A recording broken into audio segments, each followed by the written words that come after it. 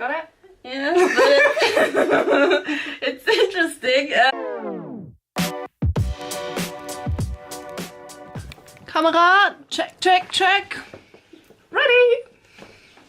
Hi everybody and welcome to another video. My name is Melanie Josephine and today I have a special guest, my friend Jennie. Hello! Just as a little introduction, we know each other from, well, at the time when we met here in the UK, Jennie was an au pair and I was a nanny, and so I wish I could say this is why we talk about au pairing today, but the truth is we wanted to talk about something else, but we thought we didn't have enough to talk about.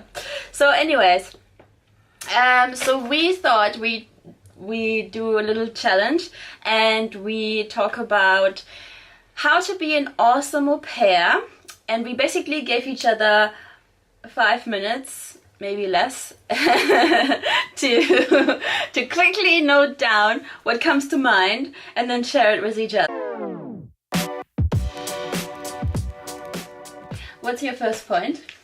I didn't put them in the right order. I think my first point would be that do not always do the right things because you don't know before. So just do it. Would you like to do, and don't really think about if it's right what I'm doing. Have I got time to do it? Have I got money to do it? Just do it, and afterwards then you find out if it was right or wrong. So that would be my first point. That's such a good point. I know. No, but I mean, what exactly do you mean? As in the job? Like when you go through your daily duties? Just do things and not think about until you get to the point where you know what is the right way to do it, or what do you mean? Like, for example, with the children, when you are, like, tell them off something, or, I don't know, they're moaning, or whenever, you sometimes you don't know if you can, or be more, not... Firm. Yeah. So I think you should do it because then they know exactly where they've got a border and they can cross over it.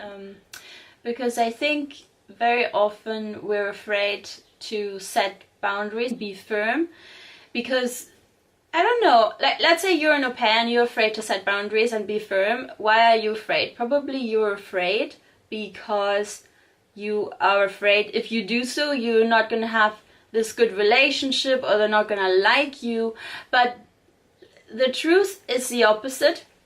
When you can show that you can set boundaries, then they will respect you and they will want to be your friend. Don't say no to everything. That's not a good solution either. The most important part is that the kids are safe and that they have certain boundaries, but don't say no to everything.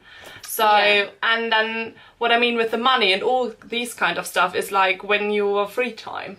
And then when you think about maybe, can I go there, or can I do that, or maybe with the family. Even with the family, when you go somewhere with them, then you probably think more about, oh, then they spend the money for me. I can't go with them because I'm not feeling very confident when they're paying for me or something like that. So then you should just to do it. Yeah, but some au pairs, I think, they're a bit like, well, they're just there for like looking after the children and not really thinking about maybe to be a family member. Yeah. And then what's happened is that they just do the duties that they have to do, but don't really fit into the family because they're not really getting on or not really doing things with the family. Yeah. And I think when you want to be more in the family, you should be with them and do something, a part of your work. Well, it relates a little bit to my first point. Make it easy for the family to get to know you. So kind of relates to your point in the sense that when you're new, you've just arrived and you're settling in to do a lot of things with the family, to get to know them and to create this relationship.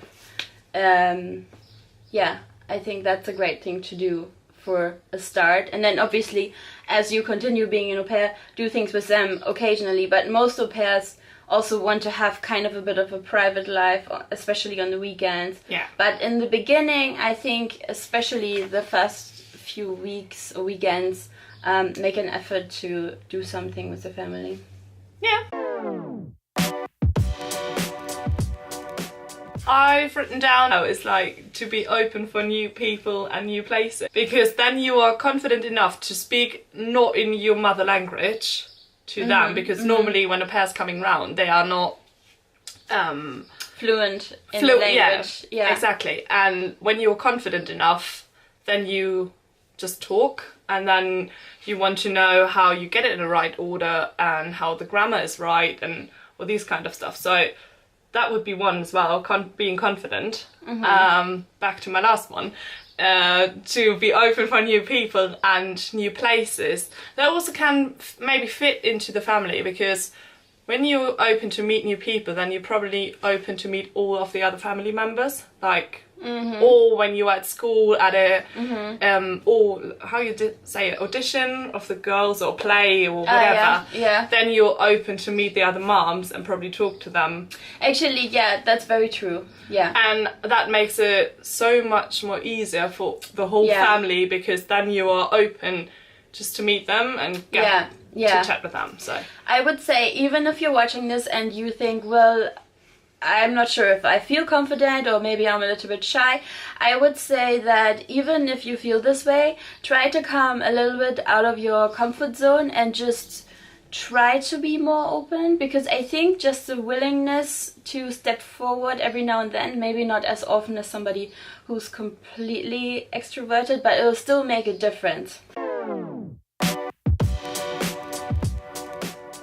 what's your next point? My point is understand what the family needs. So basically, this is a bit about just getting to know them and seeing what they need and stepping in what they need. I mean, mainly they will tell you what they need, but if you can even do a little bit more than that, then that would definitely make you an awesome au pair.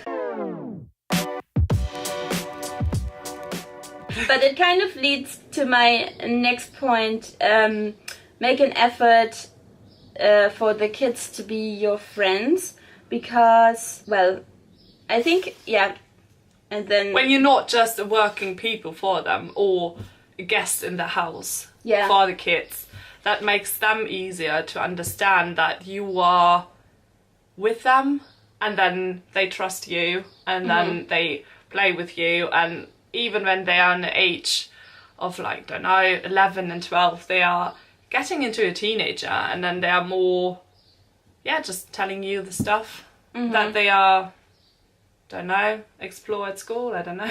So, do you know what I mean? Yeah, I just had another thought. Oh, right, okay. Maybe it relates.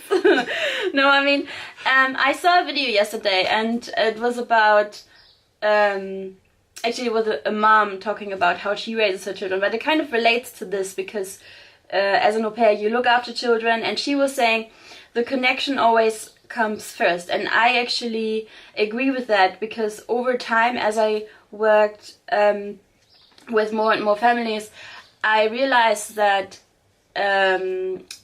before anything, the connection that I create with the children and also with the parents, but I mean, as I'm looking after the children, the connection with the children comes first, because when you have a good connection, when you have a good relationship, they are much more likely to also listen to what you say. When you say, like, you had a very good relationship with your girls, and I assume that they're much more likely to listen to you as if they didn't have that relationship. Yeah.